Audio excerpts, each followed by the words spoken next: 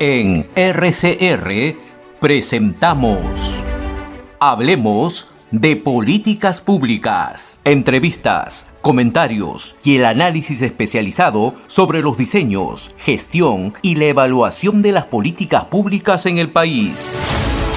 Con la conducción de Gustavo Nakamura. Hablemos de Políticas Públicas.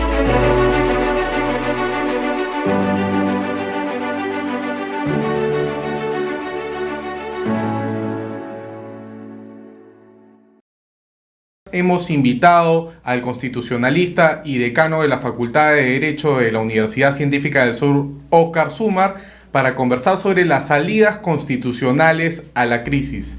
¿Qué tal, Óscar? ¿Cómo estás?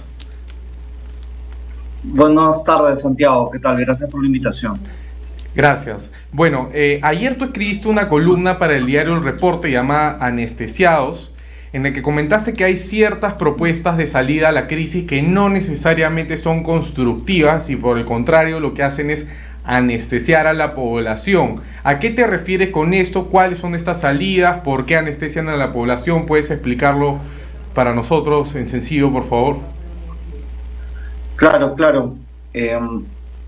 Básicamente la idea que quise transmitir en el artículo es que hay propuestas que sin quererlo o queriéndolo, muchas veces queriéndolo, en realidad se oponen a la vacancia, ¿no? Y la vacancia, oponerse a la vacancia puede ser entendido de una manera amplia como cualquier cosa que no sea la vacancia, ¿no?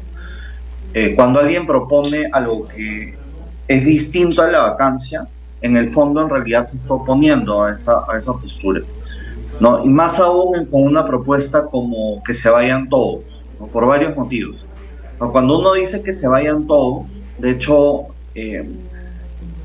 trae a colación algo que muchas personas en el fondo queremos, ¿no? Probablemente es un hecho, creo que la gran mayoría del país no comulga ni con el Ejecutivo ni con el Congreso, ¿no? O sea, quisieran sacar a ambos. Pero esto es desde una perspectiva o viéndolo de una manera ideal, de hecho, no real. En la realidad, lo que significa que se vayan todos es condicionar la vacancia de Castillo a la disolución del Congreso. O sea, si lo analizamos en parte, ¿no? Porque, una propuesta es la vacancia. Entonces, muchas personas dicen, no, la vacancia es imposible, porque el Congreso no se va a poner de acuerdo para vacar. Entonces, la alternativa a eso es ya no vacancia, sino adelanto de elecciones. Pero adelanto de elecciones es un término, un concepto confuso, ¿no? Que yo creo que tiene que ser visto por partes. ¿Qué cosa significa adelanto de elecciones en términos reales? Significa vacancia sumada a la disolución del Congreso. Lo cual entonces, regresando al punto... Óscar, ¿tú podrías decir que disolver el Congreso en conjunto de la vacancia es inconstitucional? Sí, pero, Santiago, solo para terminar de responder la pregunta anterior, ¿por qué algo como que se vayan todos en realidad es adormecer o anestesiar a la oposición?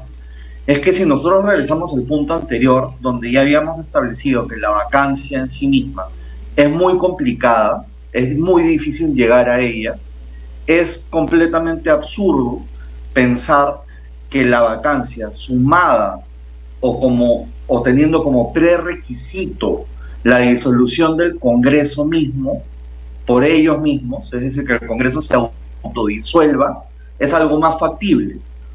En realidad es estúpido pensar eso, ¿no? Que la vacancia es difícil, entonces hay que ponerle como prerequisito que para vacar el Congreso se autodisuelva. Entonces es evidente que esa propuesta en el fondo es una trampa, ¿no? Por más que idealmente las personas la podamos querer, idealmente, en términos concretos es una trampa, porque hace más difícil, si no imposible, la vacancia misma. Y luego en relación a tu segunda pregunta, Santiago, me preguntabas por si es inconstitucional esta propuesta, ¿no es cierto? Sí.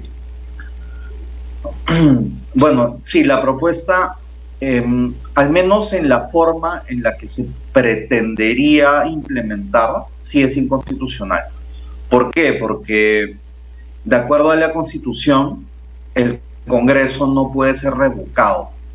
Revocación significa cuando tú sometes a la opinión pública si una institución del Estado o un cargo público se debe vacar o no. ¿No? Esa es una revocatoria. Por ejemplo, una revocatoria de un alcalde, una revocatoria de un presidente. Todo eso se puede hacer. De hecho, la Constitución peruana admite la revocatoria de todas las autoridades de manera genérica. Pero la única autoridad que específicamente no se puede revocar es el Congreso. De hecho, esto fue debatido en la Asamblea Constituyente del 92.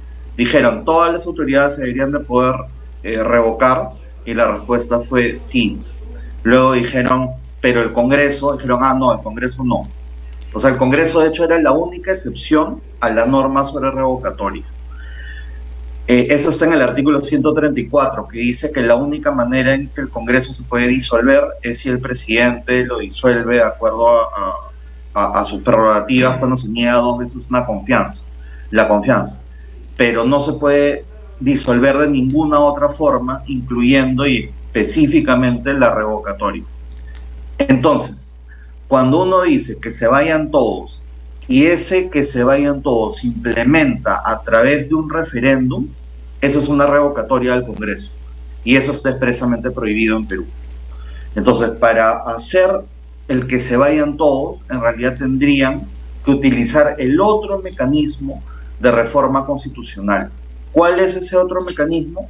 Es que hayan 87 votos en 2 legislaturas consecutivas. Entonces vemos que el que se vayan todos, para que sea constitucional, tendría que ser aprobado de una manera que es el doble de difícil que aprobar una vacancia, ¿no? Y nuevamente se demuestra que esta propuesta es una trampa. Oscar, ¿y por qué es una trampa? ¿Porque está mal planteada? ¿Porque demora mucho? ¿Porque los grupos que la promueven lo que en realidad quieren es sacar al Congreso para ellos tener una bancada más grande? ¿O indirectamente están dándole oxígeno al gobierno? ¿Qué es lo que tú crees?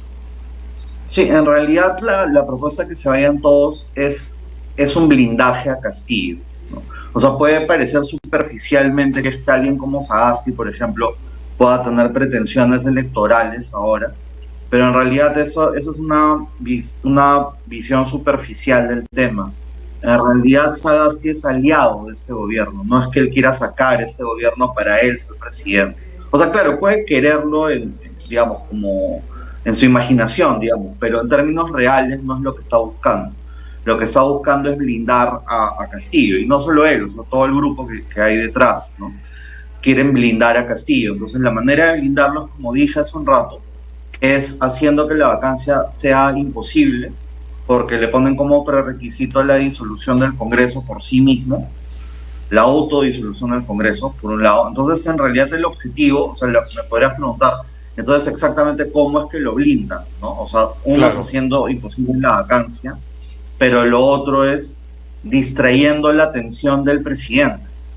O sea, ya, de hecho, esto lo ha dicho personas como Rosa María Palacios, por ejemplo, y es verdad, ¿no? Si uno mira las cifras, es verdad que la gente cada vez habla menos de vacancia, salvo determinados picos donde el tema se vuelve popular.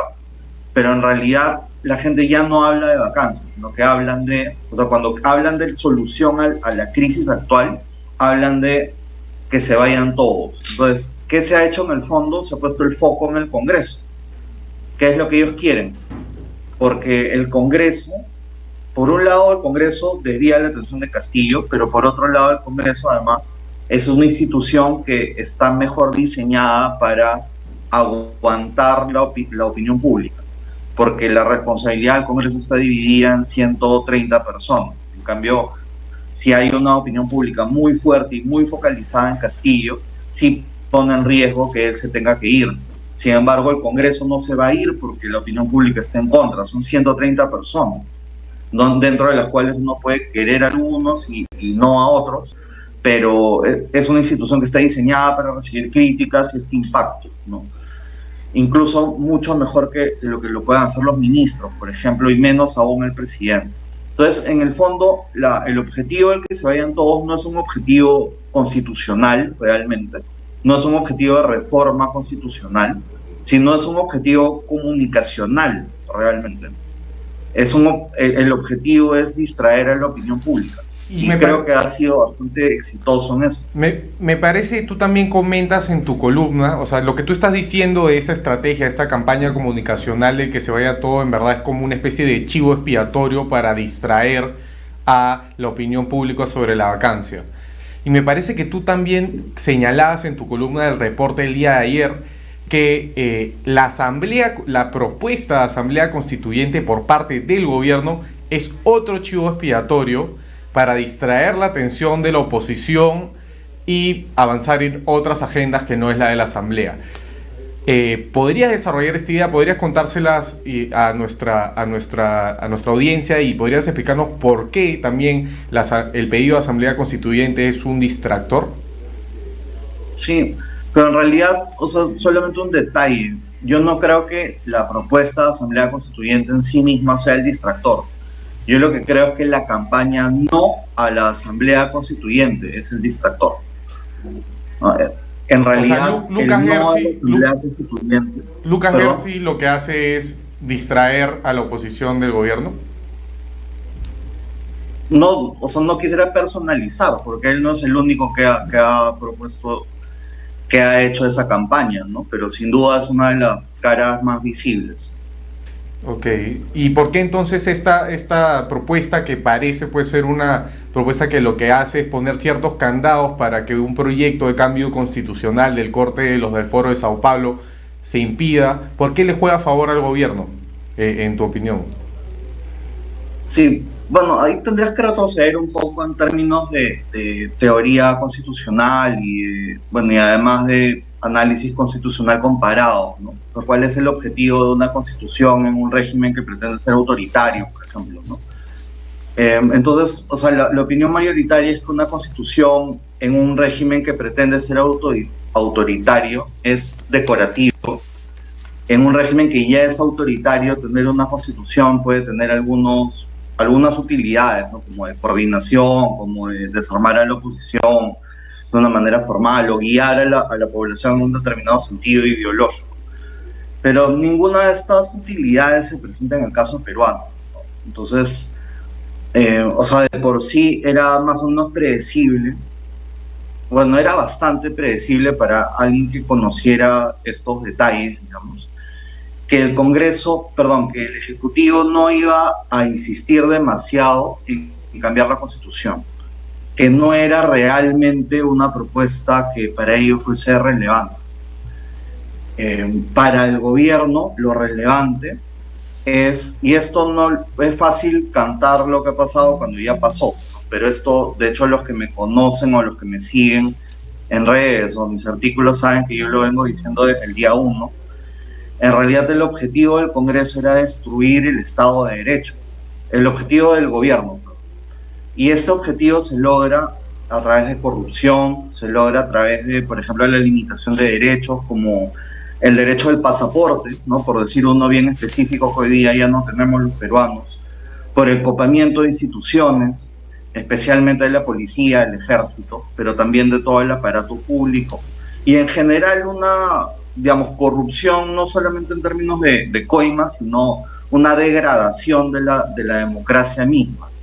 El solo hecho de nombrar, por ejemplo, a personas ligadas al terrorismo como ministros, en general el Estado de Derecho en Perú se ha erosionado.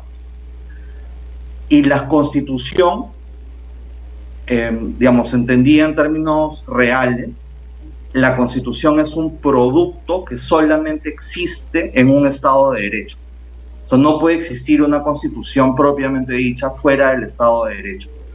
Entonces es contradictorio que por un lado Perú Libre y el gobierno busquen destruir el Estado de Derecho y que por otro lado para ellos sea una prioridad el cambio constitucional. Pero Oscar, ¿podría ser esa prioridad el cambio constitucional en materia de, por ejemplo, volver más socialista el capítulo económico, la reelección presidencial?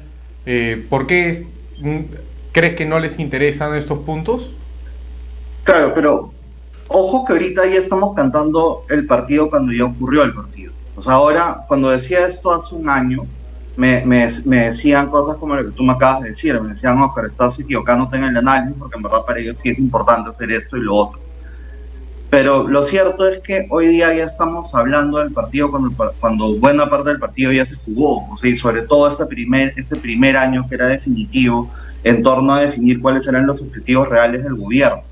Entonces, Santiago, o sea, no nos equivoquemos, no nos olvidemos que el tema de la Asamblea Constituyente fue puesto por gente como Enrique Gersi o como Lucas Gersi como una prioridad en el día 1. O sea, de hecho, lo que dijo literalmente Enrique Gersi fue que el Ejecutivo iba a hacer cuestiones de confianza dobles, fulminantes, fue la palabra que utilizó, para establecer una Asamblea Constituyente, y que se iba a replicar el modelo venezolano, boliviano y ecuatoriano, donde, no te olvides, la Asamblea Constituyente fue propuesta el día 1 de gobierno. No fue propuesta al año, a los 2 años, a los 5 años. Fue propuesta el día 1 de gobierno de los 3 países que supuestamente iban a ser los replicados en Perú. Ahora, esta perspectiva para nada, en mi caso, para nada es optimista. O sea, yo no estoy negando el avance comunista en Perú. De hecho, todo lo contrario. Lo que estoy diciendo es algo que es completamente compatible con la teoría económica y con la historia de la ideología comunista, que es que el objetivo es la destrucción del Estado de Derecho. Para destruir el Estado de Derecho, tú no necesitas cambiar la Constitución en absoluto. Lo que sí puede tener utilidad, y yo creo que sí la ha tenido en Perú, pero gracias justamente a las personas que han impulsado el movimiento No a la Asamblea, es la propuesta de una Asamblea Constituyente como un distractor. Pero esa propuesta se ha amplificado gracias justamente a la que yo considero que es una falsa oposición en Perú. Que dicho sea de paso, son los mismos que dicen que se vayan todos. O sea, si tú revisas también la declaración de varios de estos mismos personajes que ponen la Asamblea Constituyente en primer lugar, esos mismos personajes también dicen que se vayan todos. Y hasta lo justifican en normas constitucionales mal interpretadas. Y eso no es una coincidencia. No es una coincidencia que justo estos 2 puntos que favorecen al gobierno y perjudican a la oposición sean propuestos por las mismas personas. No es una coincidencia, es justamente que es parte de un plan de blindar al gobierno. O sea, ¿tú crees que dentro de actores, digamos, mediáticos, por decirlo de alguna manera, como lo del no a la Asamblea Constituyente, en realidad hay una asolapada defensa del gobierno? Claro que sí, y de hecho varias de esas personas son abogadas de Acuña, por ejemplo. Y Acuña, nadie duda que Acuña es un falso opositor, que en el fondo es un aliado del gobierno. Pero ¿por qué tendría que confiar en que su abogado, su asesor, su operador, sí es un aliado, sí es un opositor real? O sea, es completamente ingenuo, o sea, es querer tapar la realidad. Pero estás hablando específicamente de Enrique Gersi, porque él es el abogado de Acuña. Sí, es completamente iluso pensar que, o confiar ciegamente en que alguien que es abogado de Acuña simultáneamente es un campeón de la oposición. O sea, en verdad es ridículo si te pones a pensar un poco en eso. Ahora, su actividad pública no tiene que estar relacionada con su actividad privada, ¿no? Porque él ha sido abogado de Acuña para temas empresariales, más no políticos. Eso no, yo no lo sé. En verdad yo no lo aseguraría, como no sé si tú lo estás haciendo, pero yo no lo aseguraría. Ok, para ir cerrando me gustaría que nos des tu opinión o qué vía tú ves dentro del marco constitucional o no para deshacernos de este gobierno que cada día es más destructivo y, como tú dices, está destruyendo el Estado de Derecho y el imperio de la ley sobre el país. Si la vacancia no se llegan a los 87 votos, si estas movidas de que se vayan todos en verdad son una defensa tácita del gobierno, ¿qué se puede hacer desde tu punto de vista? Es que en realidad yo creo que el primer punto, debería ser justamente tratar de ser realistas y no ingenuos en torno, por ejemplo, a quiénes son realmente de oposición y qué propuestas son realmente favorables a la sociedad y no favorables al gobierno. Por eso es que, de hecho, escribí este artículo que se publicó ayer en el portal, en en el portal que tú ayudas a manejar en el reporte. Y además he insistido en esto bastante en las pocas entrevistas que he tenido a lo largo de estos meses en algunos medios alternativos, ¿no?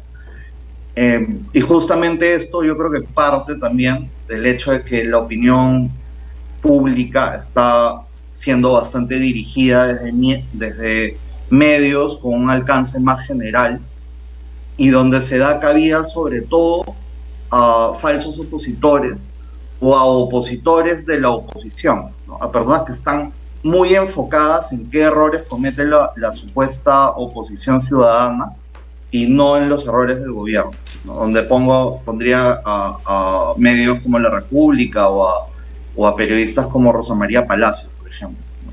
Entonces yo creo que lo primero es darnos cuenta de cuál es realmente la oposición y cuál no.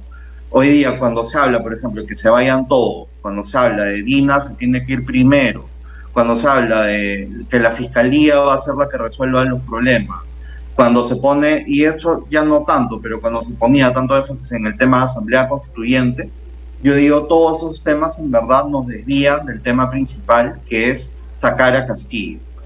No, en el tema de Asamblea Constituyente, de hecho, mientras estábamos hablando de que la nueva constitución era la llave al comunismo, que es una estupidez desde el punto de vista teórico y desde la realidad peruana, además, lo que estaba haciendo el gobierno era avanzar y avanzar y avanzar. Y ese avance, o sea, ya para concluir, solamente se va a cortar cuando se saque a Perú Libre y a toda esta gente que está alrededor, toda esta mafia que está alrededor del gobierno. Pero el primer paso, el paso más urgente, el paso necesario es la vacancia. Pero muchas personas, desde la supuesta oposición hasta esta defensa del gobierno que hay en algunos sectores, se han dedicado, uno, a distraer y dos, a deslegitimar a la vacancia, diciendo cosas como la vacancia es inconstitucional, es golpista, la vacancia no va a solucionar ningún problema. Y tercero, no existen los votos para la vacancia. Esto último es completamente equivocado. De hecho, no existe ninguna norma constitucional que diga que la vacancia solo se puede hacer por 87 votos. En otras palabras, si el Congreso tuviese la voluntad de vacar a Castillo, lo podrían vacar con mayoría simple. No lo hacen porque, uno, porque no lo quieren hacer, y dos, por toda esta cantidad de distracciones que les permite hablar de cualquier otra cosa que no sea la vacancia. Pero si la ciudadanía, con eso ya termino, si la ciudadanía se enfocara específicamente en el tema de la vacancia y exigiera que se vaque con mayoría simple, yo no sé si se lograría, porque el Congreso está bastante capturado, pero por lo menos estaríamos mucho más cerca de la vacancia y de un primer paso a la resolución del problema en el que estamos hoy día, de la crisis. Oscar, y para ir cerrando, en tu opinión, ¿quiénes son los miembros de la verdadera oposición? Porque tú comentas que hay esta oposición a la oposición y esta falsa oposición que en realidad le da oxígeno al gobierno. ¿Quiénes son, en tu opinión, los miembros de la verdadera oposición? Yo hoy por hoy no confío en ningún político, o sea, no creo que nadie que hoy día sea, entre comillas, un político profesional o un operador político, yo no creo que ninguno de ellos se pueda confiar en que son verdaderamente oposición. Lamentablemente, el narcoterrorismo en Perú es una empresa multimillonaria que compra muchas conciencias y más aún si tienen poder político o son operadores directamente de esos grupos.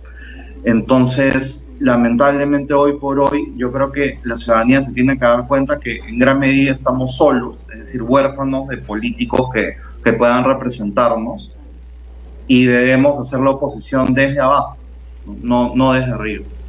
Pero hay políticos que su prioridad, que es la que tú sostienes, ha sido la de proponer una vacancia presidencial que no se ha podido llevar a cabo por diferentes temas. Ellos no Por so- ejemplo, ¿quién, Santiago? Por ejemplo, ¿quién? Bueno, han habido dos mociones de vacancia en el Congreso, propuestas por dos congresistas distintos, ¿no? Ya, pero eso no quiere decir que realmente buscaran la vacancia, porque si buscaran la vacancia, por ejemplo, estarían hablando de que se pueda vacar sin tener 87 votos. Pero Que en Perú, no, como te en- digo, no existe una norma constitucional, no existe una norma constitucional, ni ninguna disposición que esté por arriba de los votos del Congreso que diga que se tiene que vacar con 87 votos. Dime un congresista que haya puesto énfasis en eso. pero Dime lo un mismo te congresista, puedo decir que Santiago, no hay ningún dime un congresista congresista. constitucionalista, ¿no? No, o sea, Pero esta información está ahí, por favor. O sea, no me vas a decir que hay congresistas que no saben que pueden vacar con mayoría simple. Todos lo saben. Todos lo saben. Y además, cuando se ha propuesto públicamente, por ejemplo, la posibilidad de revocar a Castillo, que se le puede revocar con mayoría simple también, más un referéndum. ¿Algún congresista ha propuesto eso? ¿Siquiera ha hablado del tema? ok. Y esto es una propuesta que es 100% constitucional. 100% constitucional. No tiene ninguna mancha que tú puedas decir esto no es ajustado a la Constitución, no. Tú hoy día, así como hay gente como Rosa María Palacio, por ejemplo, o Sagasti, que proponen que se pueda con mayoría simple en realidad, pero digamos 66 votos, que se pueda disolver el Congreso y vacar al presidente, que eso sí es inconstitucional porque no se puede revocar al Congreso. Con mayor razón, tú puedes revocar al presidente con mayoría simple y 66, perdón, con mayoría simple y un referéndum. Dime un congresista que siquiera haya hablado, o sea, ni siquiera que lo haya hecho, no, hablado, que haya visto con buenos ojos esta propuesta. Bueno, les pasaremos tu entrevista para nutrirlos, esta entrevista para nutrirlos de ideas. Yo creo que en el Congreso sí hay por lo menos un pequeño puñado de gente interesado en sacarlo. Ahí estás, o sea, discúlpame, pero ahí, o sea, no quiero calificar, pero o sea, creo que estás siendo un poco ingenuo, porque en realidad esta información es completamente pública. De hecho, yo no soy político, ni soy operador político, soy profesor y tengo una actividad privada y no tengo nada que ver con la política. Sin embargo, por el alcance de mis opiniones públicas, sí tengo acceso y he recibido muchos mensajes de políticos o asesores de políticos, y luego he mantenido algún contacto con algunos de ellos, y obviamente sí les he hecho llegar esta propuesta. Oscar, o sea, no es que no se las haya hecho llegar, claro que se las he hecho llegar. Oscar, vamos a seguir con ese tema, te voy a invitar para la próxima semana, nosotros ya nos tenemos que ir al corte. Muchas gracias por compartirnos tan didácticamente tus opiniones y muchas gracias, ¿no? Hemos presentado Hablemos de Políticas Públicas. Nos reencontramos en nuestra próxima edición.